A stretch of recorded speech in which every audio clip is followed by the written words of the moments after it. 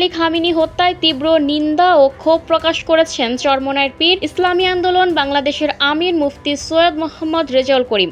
পীর সাহেব চরমোনাই বলেছেন, ইরান একটি স্বাধীন সার্বভৌম দেশ। সেই দেশের প্রধান ধর্মীয় নেতা আয়াতুল্লাহ আলী খামেনিকে নিজ বাসভবনে ক্ষেপণাস্ত্র হামলা করে হত্যা করা প্রতিষ্ঠিত বিশ্ব ব্যবস্থার প্রতি স্পষ্ট উপেক্ষা ও আন্তর্জাতিক আইনের লঙ্ঘন। ইসলামী আন্দোলন বাংলাদেশ এই বর্বরোচিত হত্যাকাণ্ডের তীব্র নিন্দা জানাচ্ছে। আজ 1 মার্চ 2026 রবিবার এক বিবৃতিতে পীর সাহেব চরমোনাই উপযুক্ত মন্তব্য করেন। বিশ্ব পরিস্থিতি নিয়ে উদ্বেগ প্রকাশ করে পীর সাহেব চরমোনাই আরও বলেন, মার্কিন ইসরায়েলি এই বর্বরতা গোটা মধ্যপ্রাচ্যকে অগ্নিগর্ভে পরিণত করবে এবং এর অভিঘাত বিশ্বের সকলকে স্পর্শ করবে। তাই এই সংঘাত বন্ধ করতেই হবে। পীর সাহেব চরমোনাই শোকাহত ইরানি জনতার প্রতি সমবেদনা ও সহমর্মিতা প্রকাশ করেছেন।